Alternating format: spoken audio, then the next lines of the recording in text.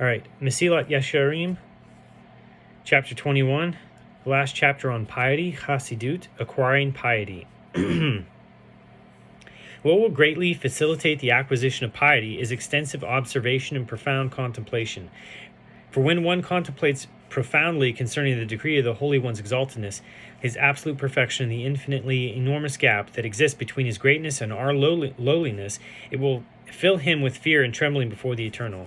Thus, when one contemplates the enormity of his beneficence to us, and the intense love of the Blessed One for Israel, the nearness of the just to him, and the loftiness of the Torah and the mitzvot, and the related analyses and studies, this will surely ignite in him an intense love, and he will choose to cleave to him and yearn to cleave to him.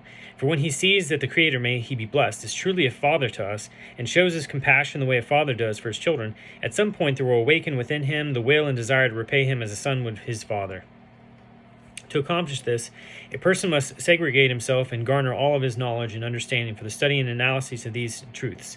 What will surely assist him in the enterprise will be a diligent attitude and attentive study regarding the Psalms of David, may peace be upon him, and the contemplation of the verses and their content.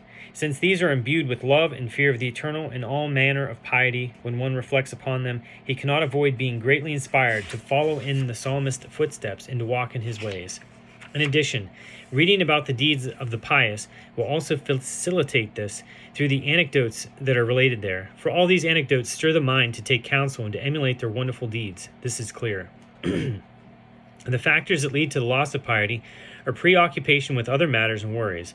When a person's mind is preoccupied and distressed by his anxieties and his affairs, he is unable to direct his thoughts toward the type of contemplation previously mentioned.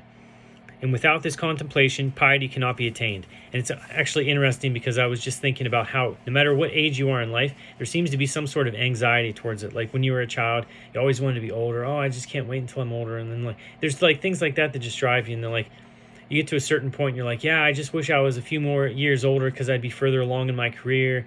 And then once you get older, you're like, oh, I wish I was younger, and I'm getting older, all these different things. And even your age can drive your mind towards some other direction. And without this contemplation, piety cannot be attained. And even if one has already attained it, this current preoccupation with other matters grips his mind, and confuses him, preventing him from strengthening himself in fear and love of the Eternal and in other aspects of piety that I've already mentioned. Therefore, sages of blessed memory have said in Shabbat 30b, the divine presence will not reside through sorrow, nor through laziness, nor through levity, nor through the preoccupation with trifles, but rather through the joy experienced by the performance of a mitzvah. This applies with even greater force to the pursuit of pleasures and enjoyments, for they are diametrically opposed to piety, since they lure the heart toward them and cause a person to turn away from all aspects of abstinence and true knowledge. However, a person can be protected and rescued from these detrimental factors by trusting in the Eternal. This means that one must completely cast his burden upon the Eternal, secure in the knowledge that no one ever lacks what has been designated for him. Our sages of blessed memory have said in Beitzah 16a, all of man's provisions are designated for him from Rosh Hashanah. And they said, Yoma 38b, a person cannot touch even a hair's breadth of what is set aside for his fellow. A person might have been able to sit idly and wait for the realization of what was ordained as his, if not for the penalty imposed upon all men. By the sweat of your brow will you eat bread. Bereshit, Genesis, chapter 3, verse 19. As a result, man is obligated to expend a minimum of effort in order to earn his livelihood, for thus has the Supreme King decreed. It is like a tax, which must be paid by the whole of mankind and which cannot be evaded.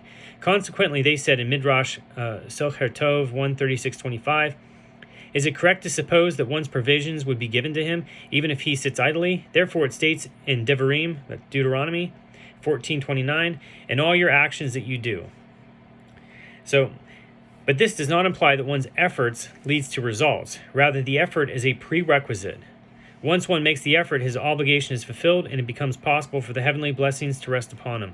He has no need to spend his days in diligence and effort, as David HaMelech, King David, may peace be upon him, said in Tehillim, Psalms 75, verses 7 and 8, for neither from the east nor from the west, nor from the wilderness comes the uplifting. For the Lord is the judge. He will lower this one, and he will elevate the other.